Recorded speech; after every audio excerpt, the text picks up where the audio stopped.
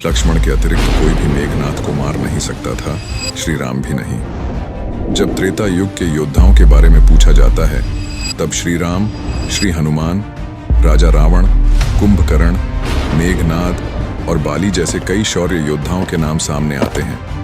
परंतु एक वीर योद्धा ऐसा भी है जिनके तप और त्याग की गाथा कई बार अनसुनी की गई है। वे कोई और नहीं बल्कि शेष नाग अवतार श्री लक्ष्मण हैं। लंका के युद्ध के कुछ वर्षों बाद एक बार अगस्त्य मुनि अयोध्या आए। श्री राम ने उनकी अभ्यर्थना की और उन्हें आसन दिया। राजसभा में श्री राम, उनके भ्राता भरत, शत्रुघ्न और देवी सीता के साथ उपस्थित थे। चर्चा करते करते लंका युद्ध का प्रसंग आया। भरत ने विवरण दिया कि श्री राम ने कैसे रावण और कुंभकर्ण जैसे प्रचंड वीरों का वध किया और लक्ष्मण ने भी इंद्रजीत और अतिकाय जैसे शक्तिशाली असुरों को मारा। अगस्त्य मुनि ने कहा, हे भरत, रावण और कुंभकर्ण निश्चित रूप से प्रचंड वीर थे, लेकिन सबसे बड़ा वीर तो मेघनाथ था। उसने अंतरिक्ष में स्थित होकर इंद्र से युद्ध किया और उन्हें पराजित कर लंका ले आया। तब स्वयं ब्रह्मा ने इंद्रजीत से दान के रूप में इंद्र को मांगा, जिससे इंद्र मुक्त हुए। लक्ष्मण ने उसका वध किया, इसलिए वह सबसे बड़ा योद्धा बन गया। और सत्य यह है कि इस संसार में लक्ष्मण के अतिरिक्त कोई भी मेघनाथ को मार नहीं सकता था, श्री राम भी नहीं। भरत को बड़ा आश्चर्य हुआ। उन्होंने श्री राम से पूछा, क्या यह सच है? श्री राम ने पुष्टि की, लेकिन भरत की जिज्ञासा बढ़ गई। उन्होंने अगस्त्य मुनि से पूछा, मेघनाथ को लक्ष्मण के अलावा कोई और क्यों नहीं मार सकता था? अगस्त्य मुनि ने कहा, हे भरत, मेघनाथ ही विश्व का एकलौता ऐसा योद्धा था जिसके पास विश्व के समस्त दिव्यास्त्र, ब्रह्मा का ब्रह्मास्त्र, नारायण का नारायणास्त्र और महादेव का पाशुपतास्त्र थे। उसे वरदान था कि रथ पर रहते हुए कोई उसे परास्त नहीं कर सकता था। पूरे संसार में उस समय केवल वही एक योद्धा था जिसने अति महारथी योद्धा का स्तर प्राप्त किया था। उसने स्वयं भगवान रुद्र से युद्ध की शिक्षा ली और भगवान रुद्र ने उसे रावण से भी महान योद्धा बताया था। उन्होंने यहाँ तक कहा कि उन्हें संदेह है कि स्वयं वीरभद्र भी मेघनाथ को परास्त करने में समर्थ नहीं होंगे। इसके अतिरिक्त उसकी परम पवित्र पत्नी देवी सुलोचना का सतीत्व भी उसकी रक्षा करता था। भरत ने कहा, हे महर्षि, मेघनाथ की शक्ति का ऐसा वर्णन सुनकर विश्वास हो गया कि वह महान योद्धा था। लेकिन अगर बात दिव्यास्त्रों की है तो श्री राम के पास भी त्रिदेव के महास्त्र थे। हनुमान जी पर भी किसी अस्त्र शस्त्र का प्रभाव नहीं होता। लक्ष्मण भी महाप्रचंड योद्धा हैं, लेकिन उन्हें पाशुपतास्त्र का ज्ञान नहीं था जो मेघनाथ को था। फिर भी लक्ष्मण कैसे मेघनाथ का वध कर सके? और आप ऐसा क्यों कह रहे हैं कि सिर्फ लक्ष्मण ही उसे मार सकते थे? अगस्त्य मुनि ने कहा, आपकी बात सही है। मेघनाथ के पास जितने दिव्यास्त्र थे उतने लक्ष्मण के पास नहीं थे। लेकिन इंद्रजीत को वरदान था कि उसका वध वही कर सकता था जिसने 14 वर्षों तक ब्रह्मचर्य का पालन किया हो, सोया ना हो, भोजन न किया हो और किसी स्त्री का मुख न देखा हो। पूरे विश्व में केवल लक्ष्मण ही थे जिन्होंने इन शर्तों को पूरा किया। इसलिए केवल वे ही मेघनाथ का वध कर सकते थे।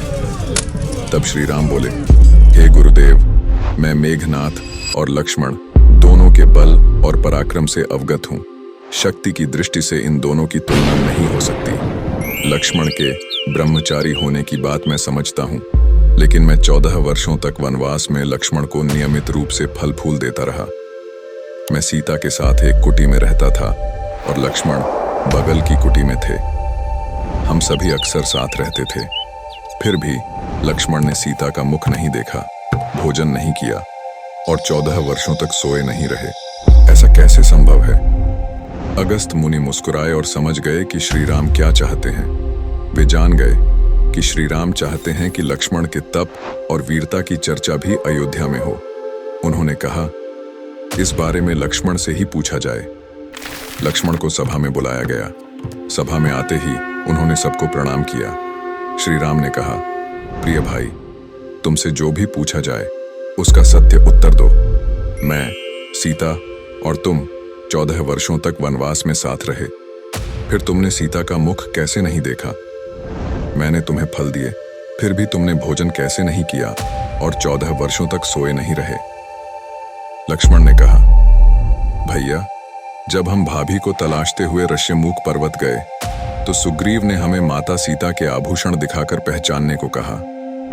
आपको याद होगा कि मैं केवल उनके पैरों के नुपुर को पहचान पाया था, क्योंकि मैंने कभी उनके चरणों के ऊपर देखा ही नहीं था। मैं भाभी को केवल उनके चरणों से पहचानता हूँ।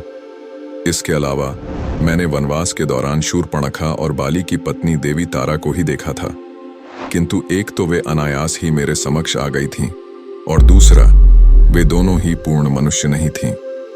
शूर्पणखा राक्षसी थी और तारा वानर जाति की। रही बात निद्रा की, तो जब आप और माता एक कुटिया में सोते थे, मैं रात भर धनुष पर बाण चढ़ाए पहरेदारी करता था। जब निद्रा ने मेरी आंखों पर कब्जा करने का प्रयास किया तो मैंने उसे अपने बाण से बेध कर दिया। निद्रा देवी ने हार मानकर स्वीकार किया और मुझसे वचन लिया कि वह 14 वर्षों तक मुझे स्पर्श नहीं करेगी। लेकिन जब आपका अयोध्या में राज्याभिषेक हो रहा था, तब वह मुझे घेरेगी। आपको याद होगा, जब मैं आपके पीछे छत्र लेकर खड़ा था, तब निद्रा के कारण छत्र मेरे हाथ से गिर गया था। निद्रा देवी के वचन के कारण ही मैं आपका राज तिलक भी नहीं देख सका, क्योंकि मैं सो गया था। लक्ष्मण के न सोने का एक रहस्य उर्मिला की निद्रा भी है। इस कथा के अनुसार लक्ष्मण की जगह उर्मिला 14 वर्षों तक सोती रही थी। लक्ष्मण ने कहा, भैया, निराहार रहने की बात भी सुनिए। मैं जो फल फूल लाता था, माता उसे 3 भागों में बांट देती थी। आप हमेशा एक भाग मुझे देते थे और कहते थे, लक्ष्मण, फल रख लो। आपने कभी फल खाने को नहीं कहा, इसलिए बिना आपकी आज्ञा के मैं उसे कैसे खाता। मैंने उन्हें संभाल कर रख दिया और सभी फल उसी कुटिया में अभी भी रखे होंगे। गुरु विश्वामित्र से मैंने एक अतिरिक्त विद्या सीखी थी, बिना आहार के जीने की विद्या। इसी विद्या के प्रयोग से मैं 14 वर्षों तक अपनी भूख को नियंत्रित कर सका। श्री राम ने आश्चर्य में पड़ते हुए कहा, तो क्या सारे वनवास काल के फल वही हैं? लक्ष्मण ने कहा, नहीं भैया, उनमें 7 दिन के फल कम हैं। श्री राम ने पूछा, इसका मतलब है कि तुमने 7 दिन तो आहार लिया था? लक्ष्मण ने उत्तर दिया, भैया, 7 दिन के फल कम इस कारण हैं क्योंकि उन दिनों में फल आए ही नहीं। ये 7 दिन इस प्रकार हैं। जिस दिन हमें पिताश्री के स्वर्गवासी होने की सूचना मिली, हम निराहार रहे। जिस दिन रावण ने माता का हरण किया, उस दिन फल लाने कौन जाता?